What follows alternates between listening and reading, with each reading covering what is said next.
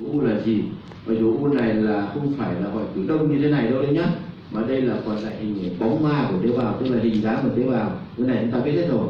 Đấy, nhắc lại để phân biệt giữa một cái hoại tử đông với lại một cái hoại tử U được khác nhau. Đây là hoại tử đông đây. Đấy, hoại tử đông và hoại tử U được khác nhau. Nên người ta vẫn nhắc cơ bản chúng ta nhiều người không biết thế nào hoại tử U, hoại tử đông. D'accord? Deuxième critère, donc il faut soit de la nécrose, soit des mitoses. Tiêu chuẩn kém biệt hóa thứ nhất là hoại tử U, chúng ta biết rồi. Thứ hai là nhân bất thường đây, nhân bất thường. Et souvent dans les tumeurs oncocytaires, les mitoses sont atypiques. Và thường trong cái U mà cái này là hay gặp những cái nhân mà nhân chia không điển hình. Hai cực, ba cực. Et pour dire carcinome peu différencié, en thyroïde, il faut au moins 3 mitoses, c'est pas beaucoup, hein, il faut 3 mitoses pour 10 champs. Thường là người ta sẽ chẩn đoán là carcinome kém biệt hóa và mở ngoặc, người ta là phải mở ngoặc 3 nhân chia trên 100 vi trường. Như vậy cái này là nhân chia không nhiều nữa. Samodit 3 mitoses trước 10 vi trường. 3 nhân chia trên 10 vi trường. Après, on va parler rapidement des autres tumeurs oncocytaires. Alors, on peut citer la tumeur trabéculaire hyalainisante qui a changé tout le temps de nom. C'est pas grave.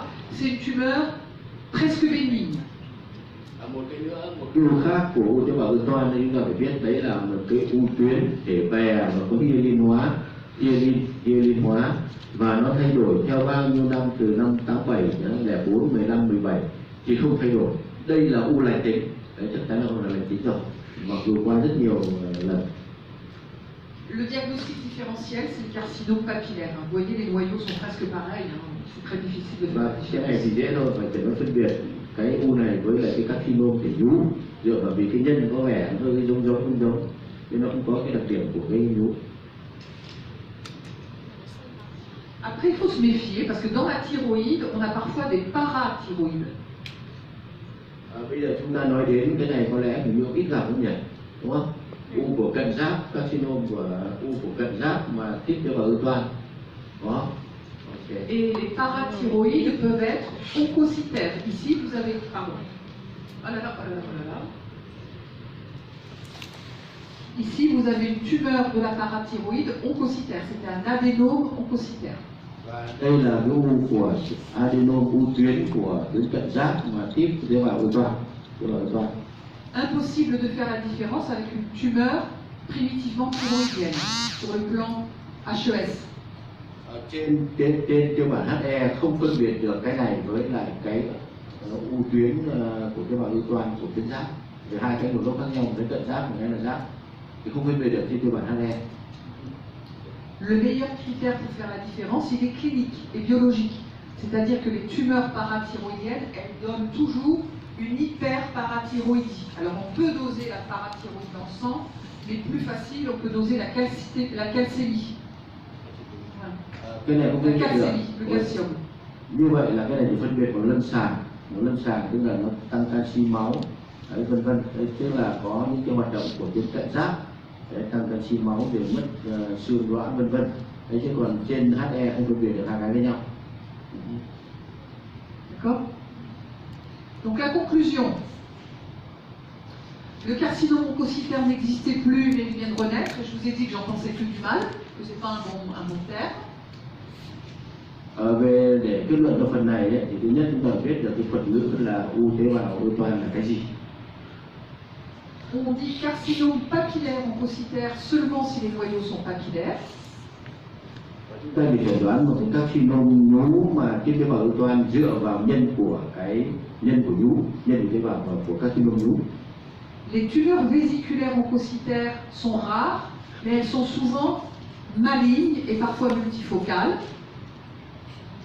Carcinome thể nang mà có tiếp tế bào ưu toan ấy thì không gặp nhiều, mà thường nó chỉ là những ổ nhỏ thôi. Ce sont des tumeurs qui sont peu fonctionnelles, donc elles captent mal l'iode, et ça pose des problèmes pour le traitement. avec l'iode radioactif et pour le suivi, c'est-à-dire pour repérer les métastases. U này thì nó không nhảy iốt, u của tế bào ung không nhảy iốt, vì thế mà phát hiện cũng không được, thứ hai điều trị cũng không được, và hầu hết là phải là điều trị bằng phẫu thuật.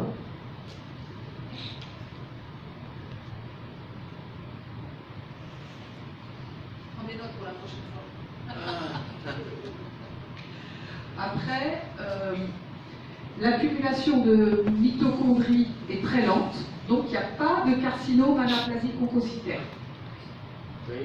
Cái thi thể nó nhiều đấy, nhưng không phải dựa vào cái đấy mà nó một cái không phải là cái tận các cái đấy. Il n'y a pas de cellules oncocytaires dans les thyroïdites jeunes.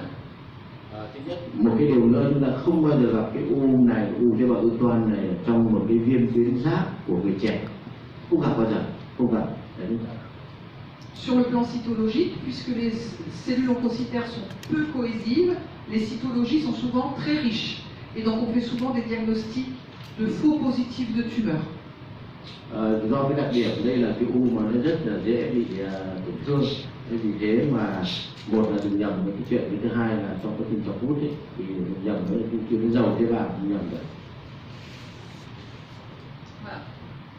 Ça c'était il y a 3 ans. Ở đây là cách đây mấy năm, đây mà xưa đây